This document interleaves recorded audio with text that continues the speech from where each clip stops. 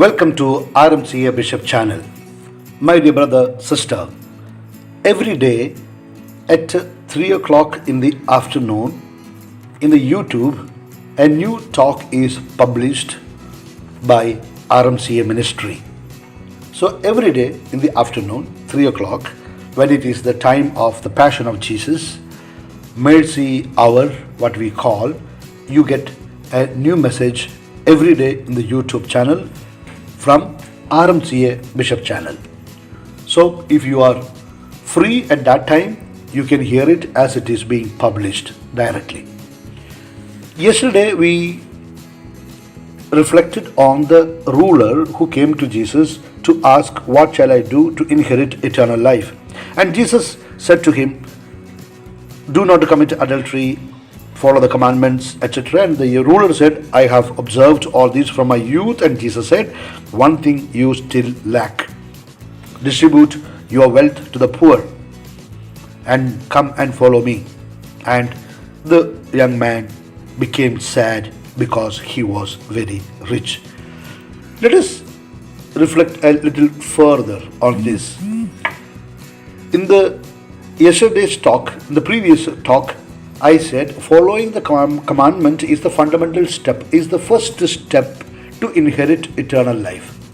The second stage is to be detached from the worldly wealth. That's why Jesus said, "Sell all that you have so that you are not attached to anything, to be totally free, like a bird that can fly up high as possible.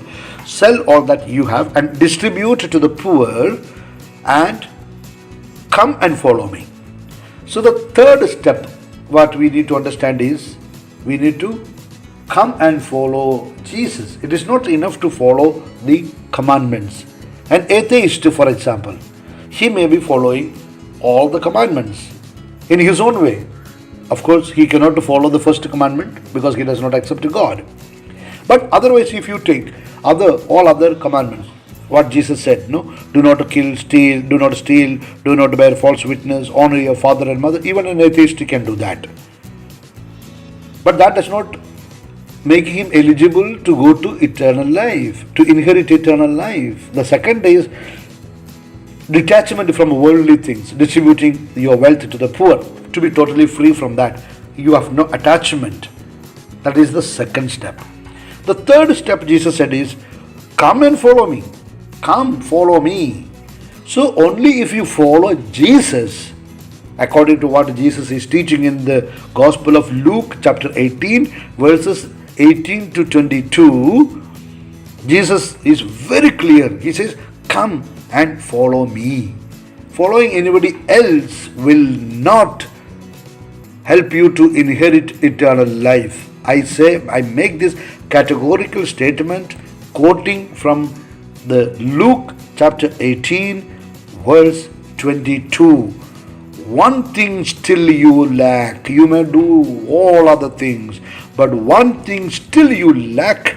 That is, sell all that you have and distribute to the poor, and you will have treasure in heaven. But for that, come, follow me. Otherwise, Jesus should not have said that. So the third step is following Jesus. Come means moving a step further. There is a onward, forward movement in life. So we see three steps. First step is following the commandments. Second step is detachment. Third is attachment with God. Moving a step forward, following God. And when Jesus said this, yes, in the previous talk we heard that he was very sad because he could not liberate himself from his richness, from his riches, from his property, from all what he possessed. He could not liberate himself from all what he possessed. Though it was given by God, it was all blessing.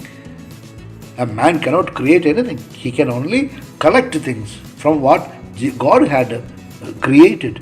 So he is so attached and clinging on to material wealth that he is not able to liberate himself. As a result, he is not able to inherit eternal life.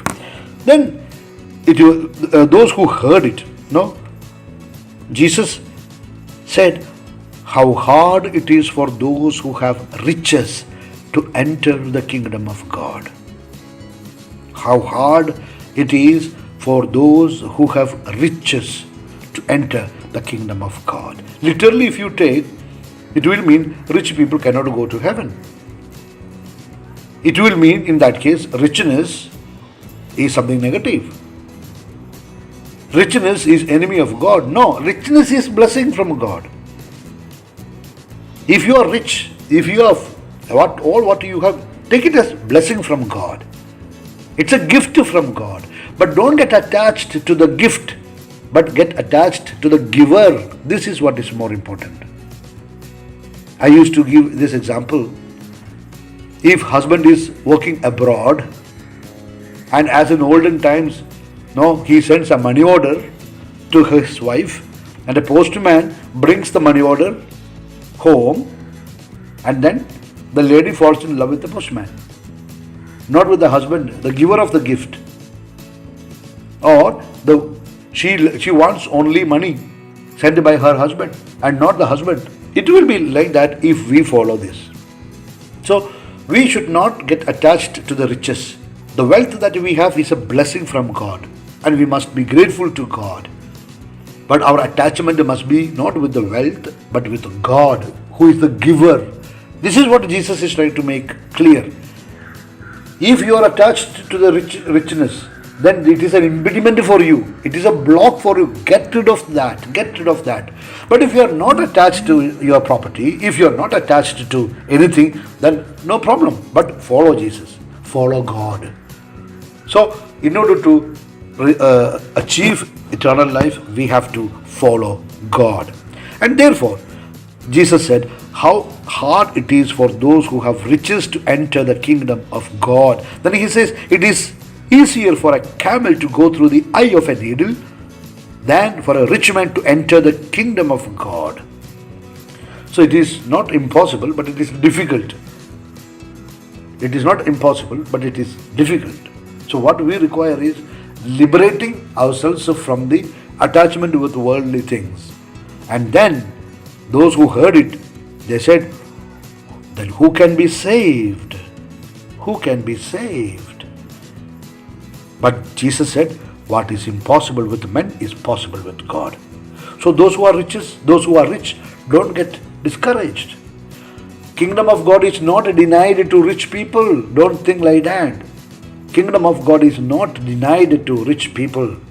Kingdom of God is denied to those who are attached to worldly, material things and not damn care for God. We must be loving God more than the blessings that we got. More than loving the blessings, we must love God. This is the slight understanding. This is the slight difference that we need to know. Love the giver and not the gift. Love the giver and not the gift. That's all for today, my dear. Now, if you liked this talk, please share it with just 5 people whom you can choose, who will know how to appreciate and benefit from this talk. Now I am going to give you my blessing. Bow your head. May Almighty God bless you and your family in the name of the Father and of the Son and of the Holy Spirit.